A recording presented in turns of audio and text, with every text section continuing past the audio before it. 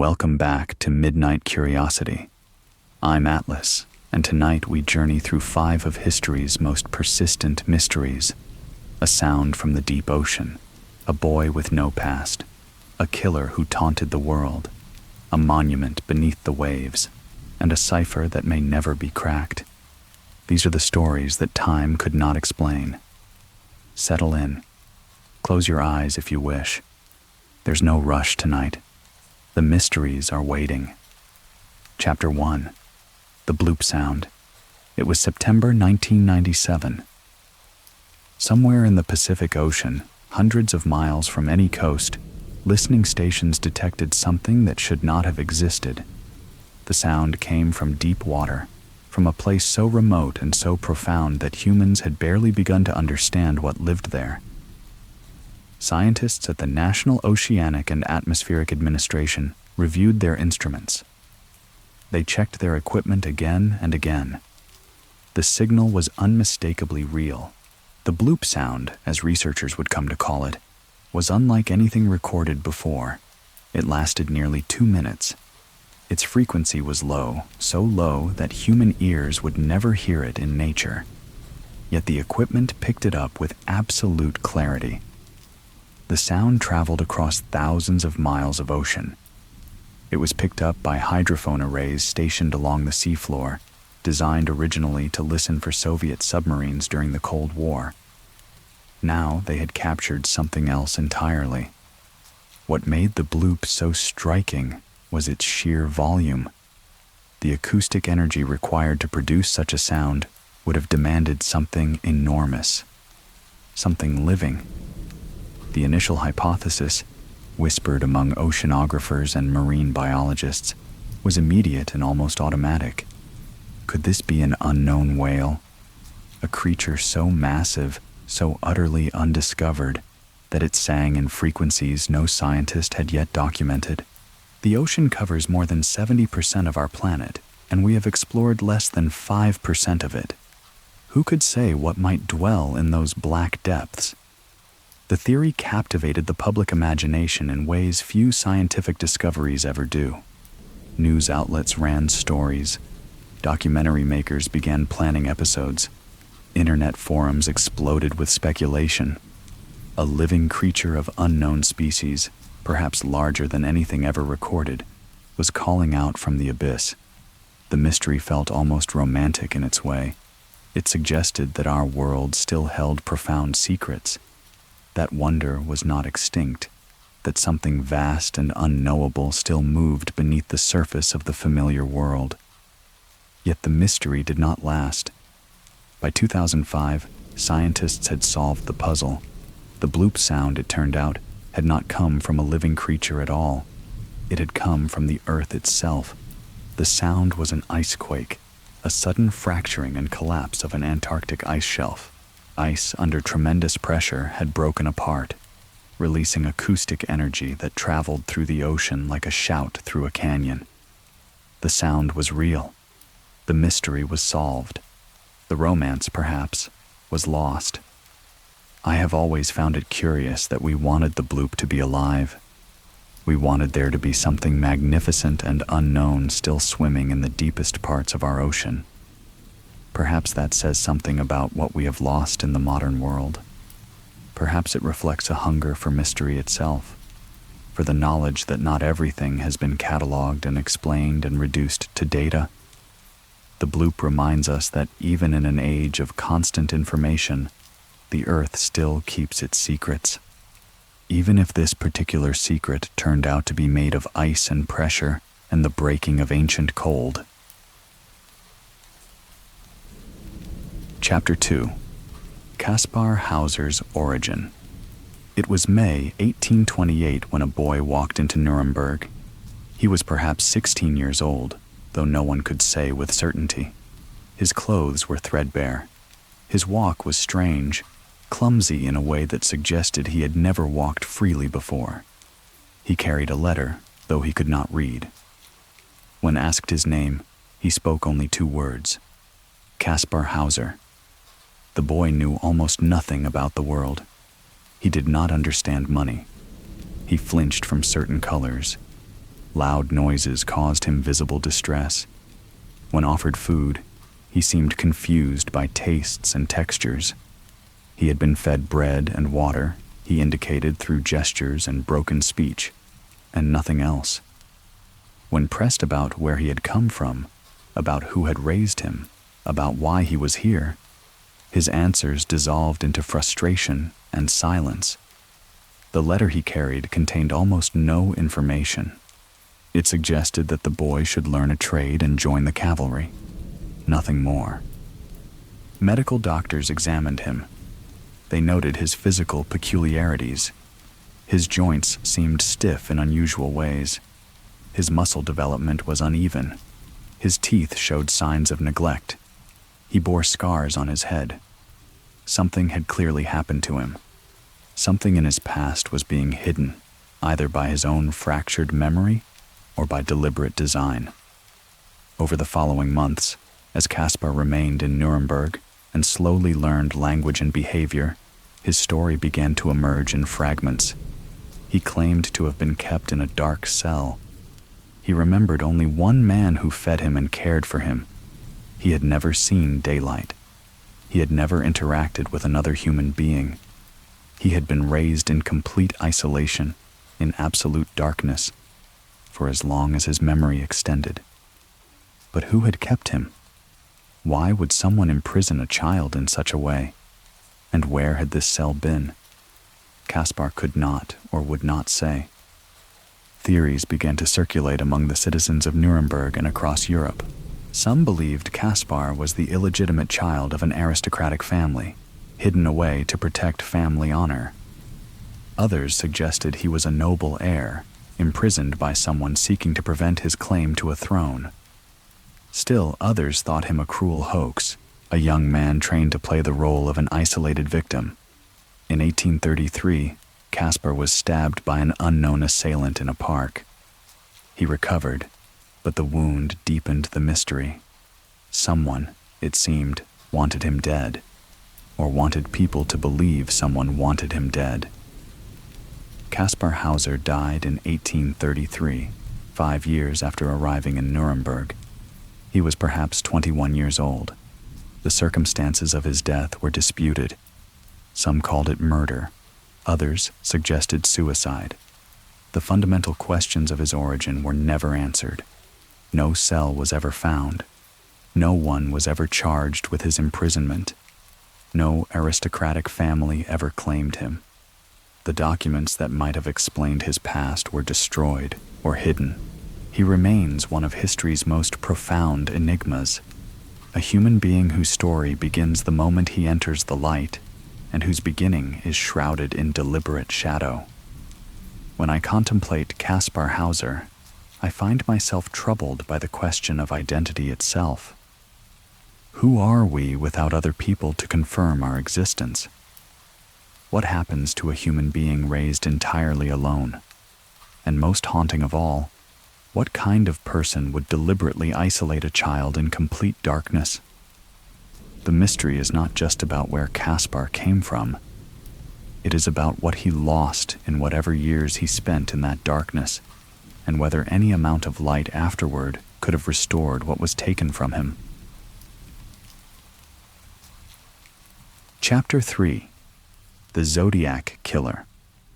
It was July 1969 when the first letters arrived at a California newspaper. They were written in a careful, deliberate hand. They were signed with a circle divided into 4 sections by a cross, a symbol that would become infamous.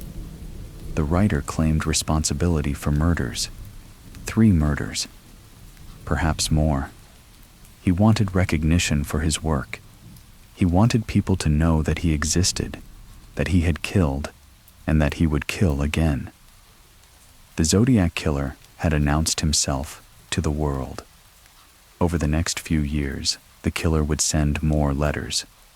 Some contained ciphers, codes that he claimed would provide information about his identity or his motivations. Some contained boasts about murders he had committed. Some seemed almost playful in their tone, as though killing was a game and the police and the newspapers were players in a contest that only he understood the rules of. The killer was taunting law enforcement. He was creating a narrative of himself as a figure of consequence, a person whose actions mattered and whose name should be remembered. The actual murders attributed to the Zodiac killer number somewhere between 5 and dozens, depending on which investigators you ask. Confirmed victims include young couples in vehicles, a taxi driver in San Francisco, and possibly others. The killer targeted the vulnerable. He often approached couples who were alone and isolated. He was methodical. He was brutal. He was, in many ways, a shadow figure who emerged from ordinary situations to commit extraordinary violence. Yet the Zodiac killer was never caught.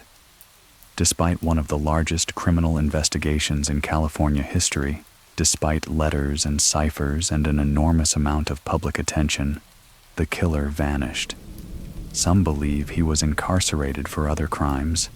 Some believe he died. Some believe he is still alive, having stopped killing decades ago. The letters stopped arriving. The murders ceased, or at least were no longer connected to the Zodiac identity. The killer became a ghost, defined by what he did rather than who he was, known by a symbol rather than a name. The ciphers he left behind have fascinated researchers and amateur cryptographers for decades. Some have been cracked. Others remain unsolved. One cipher, the 340 cipher, remained a mystery for 50 years until a solution was proposed in 2020, though even then, debate continued about whether the proposed solution was correct. The killer's own words become a kind of locked door. He claimed the ciphers would reveal information about him. Perhaps they never did. Perhaps they were only another layer of misdirection, another way of controlling the narrative even after his crimes ended. I think about the Zodiac killer as a creature of media and attention. He understood that in the modern world, identity can be created through narrative. He understood that a name, a symbol, repeated appearances in newspapers and magazines could make him real and important in ways that being unknown could never achieve. The murders were real. The violence was real. But the Zodiac killer as a persona, as a public figure, was something he constructed himself through letters and symbols and careful self-promotion. Perhaps that was the greatest mystery of all. Not who he was, but why he needed so desperately to be remembered. Chapter 4. The Yonaguni Monument. In 1987, a diver named Kihachiro Aratake made a discovery near the coast of Yonaguni, a small island in the southernmost chain of Japan. Beneath the water, at a depth of about 80 feet, he found a structure. It was massive. It was geometric. It appeared to be carved into the bedrock itself. The structure consisted of flat surfaces, right angles, and what seemed to be intentional architectural features. Word of the discovery spread among diving enthusiasts and archaeologists. A new mystery had surfaced from the deep. The structure came to be called the Yonaguni Monument. It measures approximately 240 feet from north to south and about 60 feet in height. Its features are remarkable. A series of raised rectangular platforms, staircases carved into the stone, surfaces that appeared almost too uniform to be purely natural. Questions began immediately. Was this a natural formation, the result of geological processes and erosion, or was it a human structure, evidence of an ancient civilization that had built cities and monuments in what is now underwater terrain? If the Yonaguni Monument was indeed constructed by humans, it would suggest a civilization that existed thousands of years ago, when the sea levels were lower and the land around Japan was more exposed. Some researchers propose that it was built sometime between 10,000 and 5,000 years ago, when the area would have been above water. But which civilization built it? No artifacts have been found. No remains of a settlement have been uncovered. No legends of a lost city exist in Japanese historical records. Yet the structure remains, silent and geometric, below the water. Skeptics argue that the monument is purely natural. They suggest that columnar jointing, a geological process, can create regular, angular shapes in basalt rock. They point out that human beings naturally see patterns, that we look for meaning in randomness, that we are inclined to believe we have found evidence of ancient civilizations because the romantic appeal of such discoveries is profound.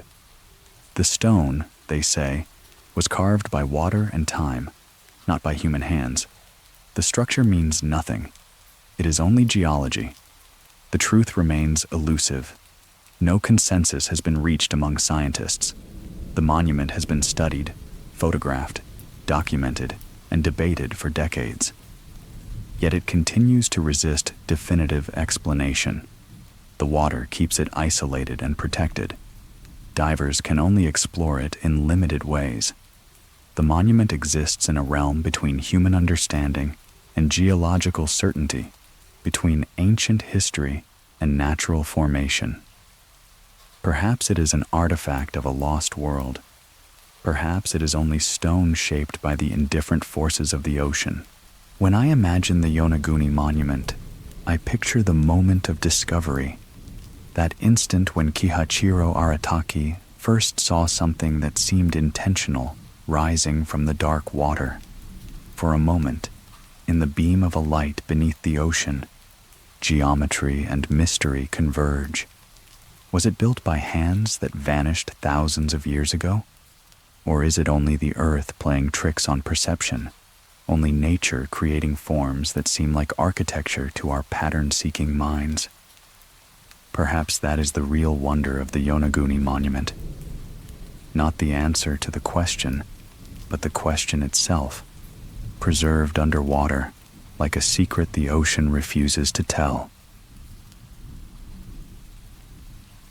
Chapter 5. The Beale Ciphers. It was sometime in the 1880s when a pamphlet appeared in Lynchburg, Virginia. The pamphlet told a story about treasure buried somewhere in Virginia during the early 1800s, a story about a man named Thomas J. Beale who had hidden a cache of gold and silver worth millions even by modern standards.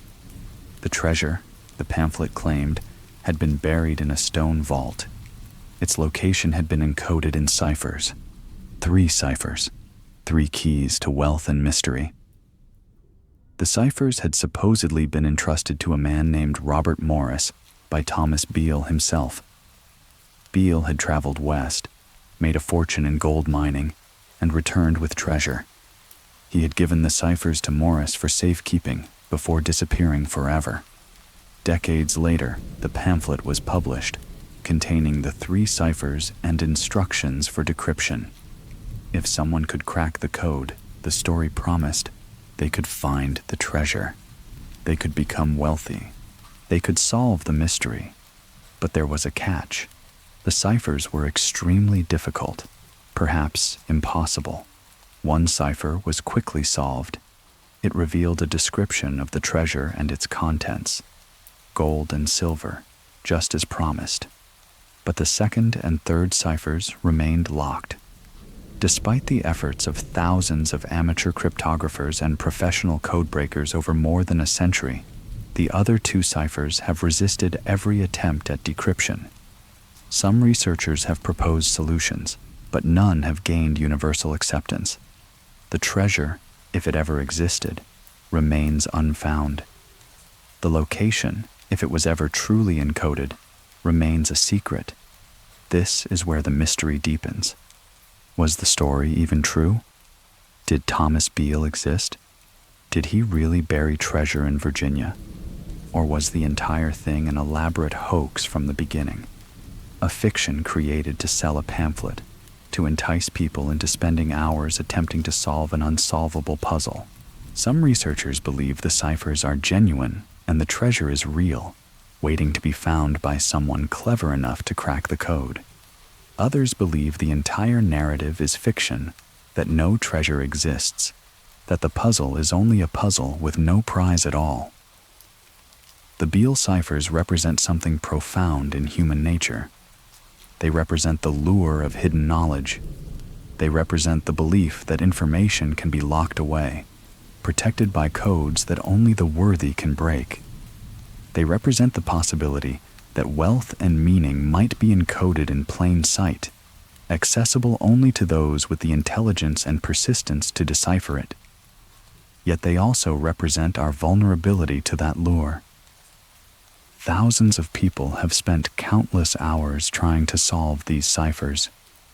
Some have become obsessed. Some have invested significant resources. And still, the treasure remains hidden. Or perhaps it never existed at all. When I think about the Beale ciphers, I am struck by what they say about belief. We want to believe that mysteries can be solved. We want to believe that patterns can be broken, that codes can be cracked, that answers exist if only we are clever enough to find them. The Beale ciphers keep that hope alive. They suggest that fortune and revelation might be waiting just behind the next attempt at decryption. Even if the treasure is imaginary, perhaps the real value of the ciphers lies in the yearning they inspire, in the human drive to solve the unsolvable, to find meaning in mystery, to believe that the world still holds secrets worth searching for. 5 mysteries, 5 silences that history left behind, a sound from the ocean that was not alive, a boy whose beginning was hidden in darkness, a killer who wanted to be remembered but was ultimately forgotten, a monument beneath the water that refuses to confess its builders, and ciphers that may guard treasure or may guard only emptiness. These are the stories we return to again and again, the ones that remind us that the world is stranger than we often allow ourselves to believe. Some mysteries will be solved, others will persist. Either way, may they keep you company through the quiet hours ahead. Sleep well. This is Atlas, signing off.